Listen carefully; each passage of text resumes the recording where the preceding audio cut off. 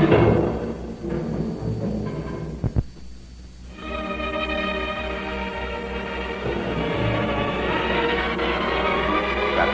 14 do Evangelho de Jesus segundo São Marcos. 2 dias depois era a Páscoa e os pães asmos, isto é, sem fermento. Os principais sacerdotes e os escribas procuravam algum meio de prender Jesus à traição para matá-lo. Porque diziam, durante a festa não, para não haver revolta do povo contra nós. Estando Jesus em Betânia, sentado à mesa na casa de Simão, o que fora leproso, veio uma mulher trazendo um vaso de alabastro com preciosíssimo perfume de nardo puro, e quebrando o vaso, derramou-lhe o perfume sobre a cabeça. Alguns se indignavam, dizendo: mas para que esse desperdício? Perfume podia ser vendido por mais de 300 denários e ser distribuído esse dinheiro aos pobres. E falavam mal contra ela.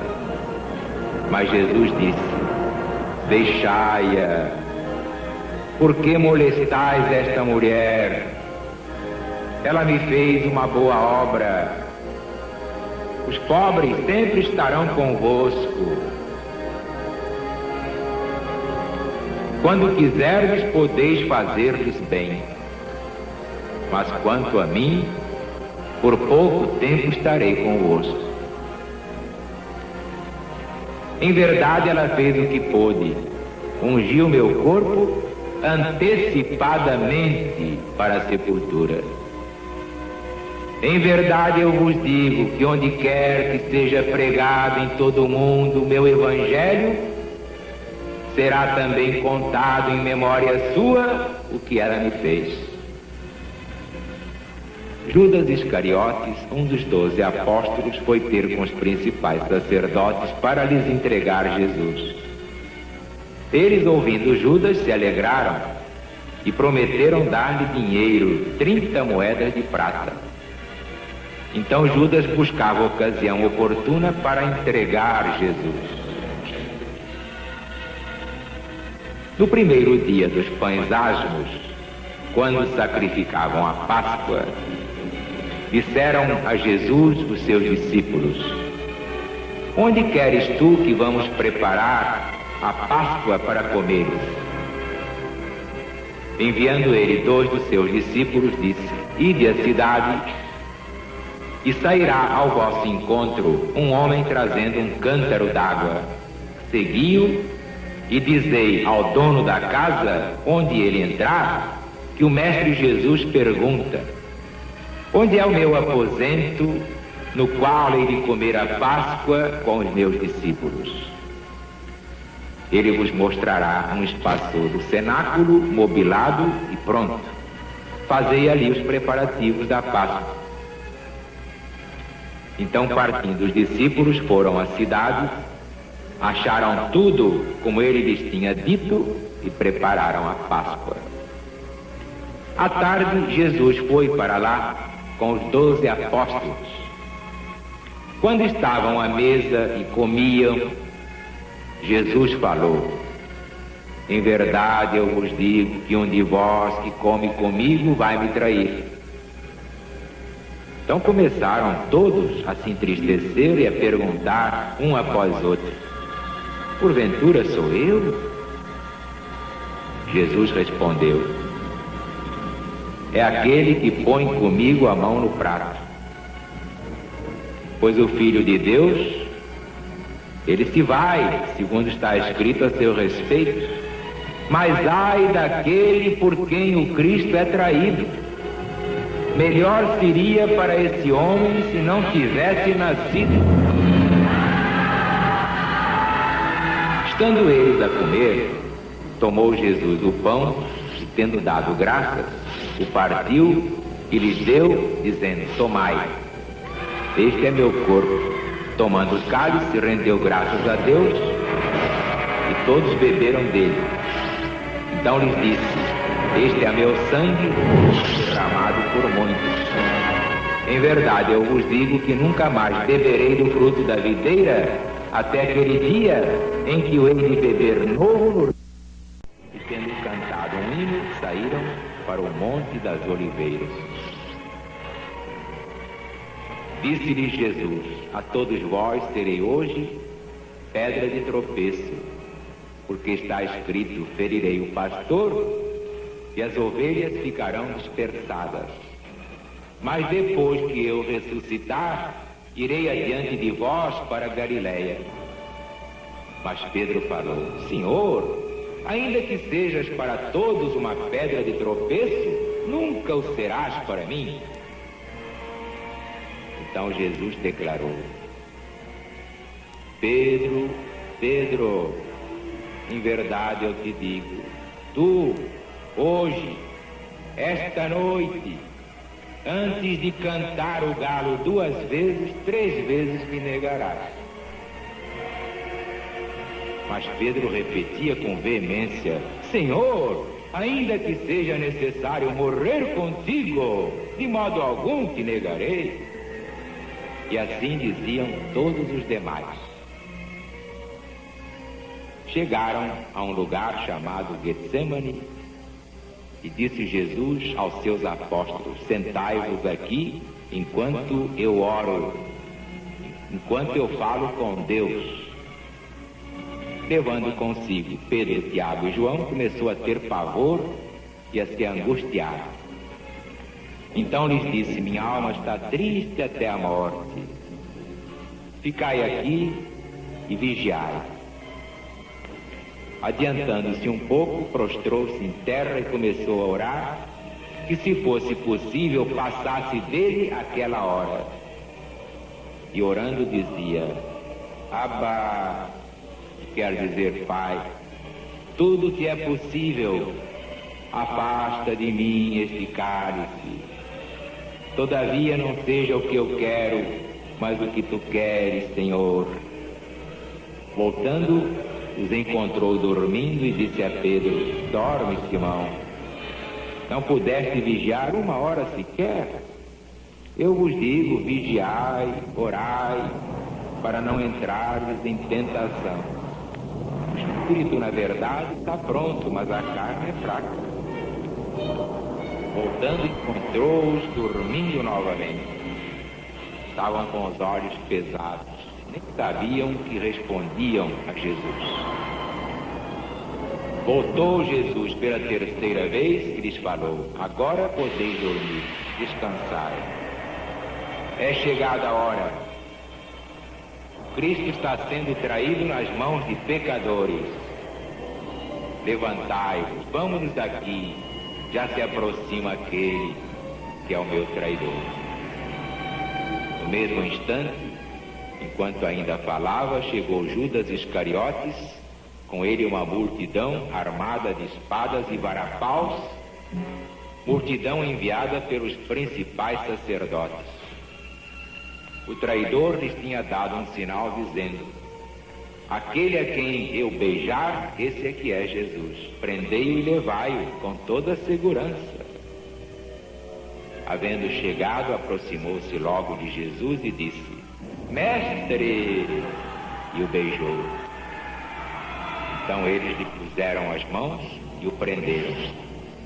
Pedro puxou da espada e, dando um golpe no servo do sumo sacerdote, lhe decepou uma orelha. Mas disse Jesus: viestes armados de espadas e varapaus para me prender, como se eu fosse um salteador? Todos os dias eu estava convosco no templo, ensinando, e não me prendestes lá? Mas isto é para que se cumpra a Escritura. Todos o deixaram, todos fugiram, Jesus ficou sozinho. Seguia Jesus um moço coberto unicamente com um lençol, e o agarraram, mas ele, largando o lençol, fugiu. Levaram Jesus à casa do sumo sacerdote. reuniram-se todos os principais sacerdotes, escribas e anciãos do povo. Pedro o seguia de longe até dentro do pátio da casa do sumo sacerdote. Estava sentado com os oficiais de justiça, aquentando-se ao fogo. Os principais sacerdotes e todo o sinédrio buscavam testemunho contra Jesus para entregá-lo à morte, mas não achavam. Porque muitos depunham falsamente contra Jesus, mas seus depoimentos não eram coerentes. Depois, levantando-se alguns, davam falso testemunho contra ele, dizendo: nós ouvimos Jesus dizer: eu destruirei este santuário feito por mãos de homem, em 3 dias construirei outro, não feito por mão de homem. Mas nem assim era coerente o seu testemunho. Levantando-se o sumo sacerdote no meio do sinédrio, interrogou o Senhor: então, Jesus, nada respondes? Não ouves o que depõem estes contra ti? Mas Jesus se conservou calado, não disse palavra. Tornou a perguntar ao sumo sacerdote: então, és tu o Cristo, o Filho de Deus? Jesus respondeu: eu sou. E vereis o Filho de Deus sentado à mão direita do Todo-Poderoso e voltando nas nuvens do céu. Então o sumo sacerdote, rasgando as suas vestes, disse: não há mais necessidade de testemunhas? Ouvistes a blasfêmia? O que é que vos parece? Então todos o julgaram réu de morte. Alguns começaram a cuspir nele, a lhe tapar o rosto, a lhe dar punhadas e a dizer: adivinha, Jesus, quem foi que te bateu? E os oficiais de justiça receberam Jesus a bofetadas. Estando Pedro embaixo, no pátio, veio uma das criadas do sumo sacerdote, que vendo Pedro a se aquentar, o encarou e disse: oh, tu também estavas com Jesus o Nazareno? Mas Pedro negou, dizendo: não sei nem compreendo o que dizes, mulher. Saiu para o alpendre. Vendo a criada, tornou a dizer aos que estavam ali: esse aí é um deles. Mas de novo Pedro negou. Pouco depois, os que ali estavam disseram novamente a Pedro: certamente tu és um deles, pois também és galileu. Pedro, porém, começou a praguejar e a jurar: não conheço esse homem. Imediatamente cantou o galo pela 2ª vez. Então Pedro se lembrou da palavra que Jesus tinha proferido: Pedro, Pedro, antes de cantar o galo 2 vezes, 3 vezes me negarás.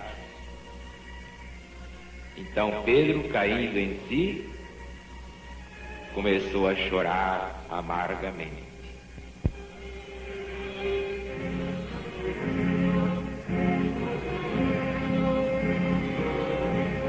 Aí está, meus amigos, meus irmãos, uma página como esta dispensa qualquer comentário. Aqui está todo o sacrifício do Mestre por nós. Sabia que a humanidade é ingrata, que a humanidade é inconsciente, essa fraca argila humana. Sabia que ia ser negado, traído, vilipendiado. E entretanto, sendo o Senhor, se fez um servo. Deus feito homem, verbo feito carne para a nossa salvação. Quantas vezes teremos negado também Jesus? Toda vez que não cumprimos nosso dever, estamos negando Jesus. Toda vez que não cumprimos o novo mandamento, estamos negando Cristo. Esse remorso eu não vou levar. Prefiro que me joguem pedras, me chamem de tudo, mas eu estou dando o recado.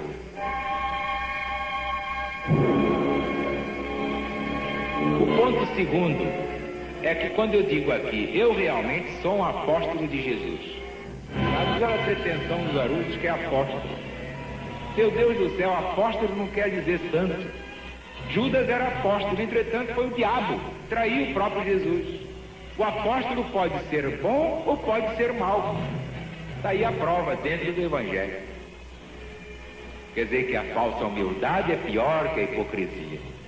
E eu não gosto de falsa humildade. Gosto de almas limpas, corações limpos. Esse é que vem a Deus, diz o próprio Jesus. O ponto terceiro é quando Jesus se refere ao pão e ao vinho. Quer dizer, o corpo e o sangue. Isso aí deu origem a muita interpretação esquisita, até o tempo atual. Muita gente tem interpretado essas palavras de uma forma que não é a verdadeira. Porque o que Jesus quis dizer é que devemos comer o corpo dele, sim, o seu evangelho. Deve ser o nosso alimento. Nosso sangue deve ser a sua palavra, a sua doutrina.